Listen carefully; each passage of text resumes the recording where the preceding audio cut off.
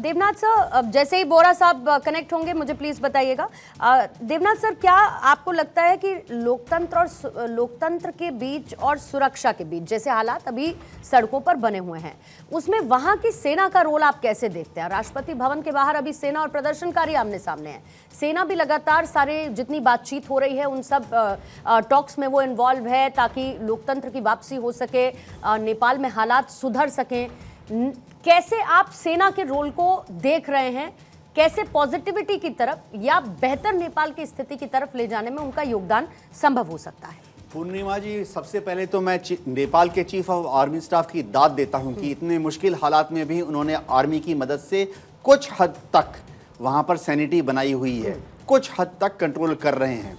दूसरी बात है कि कई देशों में ऐसे मौके पर क्या आर्मी चीफ के पास पावर होती है कि मार्शल लॉ लगा दे, आर्मी का रूल लगा दे? वह उतना एक्सट्रीम कदम तक नहीं जा रहे हैं। वह सत्ता अपने हाथ में नहीं लेना चाहते, वो चाहते हैं कि डेमोक्रेसी वहां पर आ जाए। लेकिन अभी जो हालत है सड़कों पर वो कंट्रोल में है, लेकिन बहुत ही सीरियस है। ऐसी हालत में कभी भी जेनजी जो हैं, चाहे अलग अलग उसके गुट हों, कभी भी फिर से आगजनी पर वापस लौट सकते हैं। इसीलिए सेना के जो बड़े अफसरान हैं उनको मालूम है कि फिलहाल कुछ समय के लिए 3, 4, 5, 6 दिनों तक वहां पर संविधान की बात करना शायद सही तरीका नहीं होगा। एडमिनिस्ट्रेटिव अप्रोच ये होगी कि सेना अपने को एज चीफ आर्बिट्रेटर रखे, एज सेना जो है वो आर्बिट्रेशन करे, और एडमिनिस्ट्रेटिव पॉइंट ऑफ व्यू से जो भी व्यक्ति जनता को पसंद हो, यानी जेनजी को पसंद हो, उसको इस वक्त वहां का नंबर 1 पोजीशन में डाल दे। प्रधानमंत्री तो हम शब्द इस्तेमाल नहीं करेंगे, लेकिन हां, कुछ कच्ची अंतरिम सरकार बनेगी और एक व्यक्ति को नंबर 1 पोजीशन में रखना पड़ेगा। ऐसा ना हो कि सिचुएशन बांग्लादेश जैसा चला जाए, जहां हम संविधान की बात करते रहें। और बांग्लादेश में हमें याद रखना चाहिए, जब एक पॉलिटिकल पार्टी ने संविधान का नाम लिया तो सबसे पहले उपद्रवियों ने जाके सारे कोर्ट्स में आग लगा दी, सारे जजों को बाध्य किया ढाका में कि वो रिजाइन कर दें।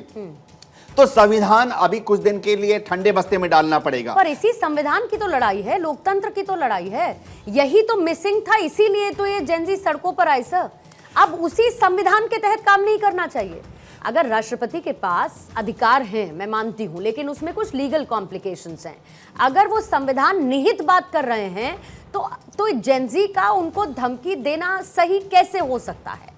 पूर्णिमा, ये देखिए, जो जमीन पर अभी हालात हैं उसमें अगर हम संविधान की बात करें तो ये तो फिर ढाक के 3 पाल हो जाएगा, क्योंकि जेनजी कोई पॉलिटिकल ऑर्गेनाइजेशन नहीं है। अगर संविधान से वहां काम होगा तो आज से 3 दिन बाद आप फिर से देखेंगे कि कम्युनिस्ट पार्टी ऑफ नेपाल, उसके मंत्री आके सब वहां बैठ गए। आज से 3 दिन के बाद आप देखेंगे अगर संविधान का पालन करना पड़ेगा, क्योंकि ऑर्गेनाइजेशन है, नेपाली कांग्रेस के एमपी वहां आके बैठेंगे। भले ही इनको मारा गया हो, जलाया गया हो, पीटा गया हो, लेकिन ग्राउंड लेवल पर उनकी पॉलिटिकल जो ऑर्गेनाइजेशन है जमीनी स्तर पर कायम है। उनके कार्यकर्ता अभी भी दूर दराज के गांवों में, छोटे छोटे कस्बों में इफेक्टिव हैं। तो संविधान की अगर बात करते हैं तो परसों तक ही जेनजी फिर आउट चली जाएगी। वो ये नहीं होने देंगे। जेनजी को मालूम है कि संविधान की बात की तो उसका एक ही मतलब है, सत्ता वापस कम्युनिस्ट पार्टी ऑफ नेपाल को दे दिया जाए, सत्ता वापस नेपाली कांग्रेस को दे दिया जाए। जेनजी इसको नहीं चाहेगी, वो आग लगा देंगे। हम बांग्लादेश में देख चुके हैं, हम श्रीलंका में देख चुके हैं कि भीड़ को पता है कि एस्टेब्लिशमेंट को कैसे बाहर रखना है। भीड़ को पता है कि एग्जैक्टली कब बसों में आग लगानी है। भीड़ को पता है कि कब पुराने रूढ़िवादी पॉलिटिशियंस को दौड़ा दौड़ा कर दौड़ाना है।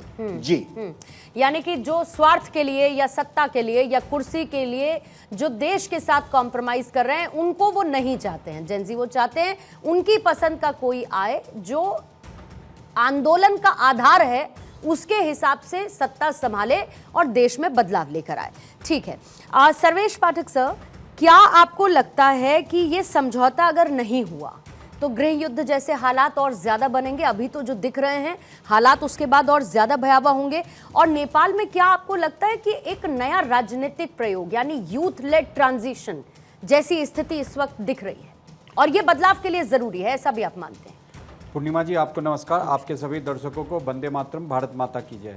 देखिए नेपाल में जो भी हो रहा है, ठीक है, जेनजी ने ये किया है, वो कह रहे हैं कि हमने भ्रष्टाचार के लिए किया, लेकिन मुझे ये कहीं से भी नहीं लगता ये डीप स्टेट अमेरिका का ही हाथ है। नहीं तो कौन सा युवा अपने देश के पार्लियामेंट को जला देगा? आप भ्रष्टाचार के खिलाफ आंदोलन करोगे या पार्लियामेंट को आप मंदिर मानते हो, लोकतंत्र का ये मानते हो, उसमें आग लगा दोगे? आपका आंदोलन होना चाहिए। जो एस्टैब्लिशमेंट है अगर वो भ्रष्टाचारी है तो उस सत्ता को आपको उखाड़ फेंकने का पूरा हक है, लेकिन देश के कानून व्यवस्था को लेके आप हाथ में लेके ये काम नहीं कर सकते। इसमें वहां पे जरूर बाहरी विदेशी ताकतों का हाथ है, अराजक तत्वों का हाथ है। नहीं तो आपने अभी खुद ही बोला है कि वो कह रहे हैं कि राष्ट्रपति को घर से खींच के निकाल के रोड पे लेके आएंगे और गोली मार देंगे। तो इसका क्या मतलब होता है? क्या ये जेनजी फिर दूसरी बार अगर कोई आ जाए और अगर वो इनके अकॉर्डिंग काम नहीं करेंगे तो फिर वही अराजक तत्व वाली काम करेंगे? यहां पे सबसे बड़ी बात है कि नेपाल की, मैं मानता हूं, मेरा ये अपना है कि नेपाल का जो आर्मी है उनको एक लीडरशिप रोल में आना पड़ेगा, क्योंकि जो कम्युनिस्ट पार्टी है या फिर कांग्रेस है, उनको वहां की जनता ने देख लिया कि वो भ्रष्टाचार में या अपना पैसा बनाने के लिए ही नेपाल पे शासन किया है। जेनजी की मांग है कि देश में सरकार ऐसा बने कि वो ये भ्रष्टाचारी जितने भी है उनको सजा दे। तो वहां पे अभी सबसे जो अथॉरिटेटिव पावर में कौन होगा? वहां की सेना प्रमुख ही है। तो उसको एक लीडरशिप रोल में वहां पे आना पड़ेगा, और साथ ही साथ इन जेनजी को भी समझना पड़ेगा कि आप अपने देश की संपत्ति को ही बर्बाद कर रहे हो। आप श्रीलंका का उदाहरण देख लो, चाहे बांग्लादेश का, जिस तरीके से ये देश को बर्बाद किया जा रहा है, चाहे वो डीप स्टेट का हो या चाइना का हो। अभी हमने एससीओ में देखा कि जिस तरीके से ओपी मिले थे। चाइना का सर क्यों? आप नहीं, चाइना का केपी शर्मा ओली चाइना को लेकर उन दोनों के संबंध कैसे, ये बताने की जरूरत नहीं, चाइना का प्रभाव नेपाल में बहुत है। हमें इंडिया को खत्म करने के उद्देश्य से बने रहना ज्यादा बेहतर था ना सर। अब तो ओली है ही नहीं ना, नहीं है तो वो प्रभाव इतनी जल्दी खत्म नहीं हो सकता ना। जैसा कि अभी ग्रुप कैप्टन साहब ने बताया कि उनके नेता अभी भी हैं। कहें कि मोइजू के वाया नहीं है फिर गलत होगा।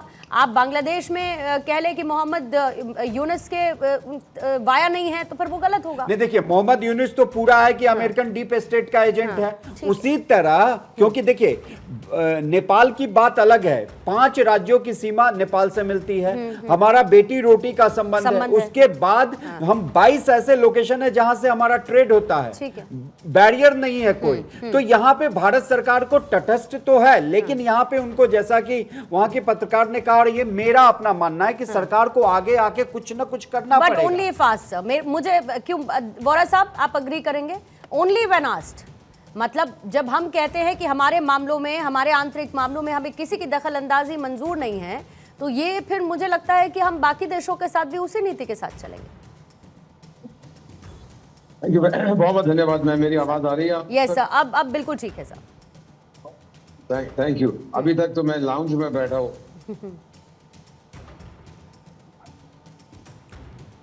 बहुत एयरपोर्ट पे उतर के मैं जनता साइड पे आ गया हूँ, तो मेरी आवाज, मैम मैं ये बातें सुन रहा हूँ। मैंने अपने करियर 52 साल कूटनीति हो गए, मैंने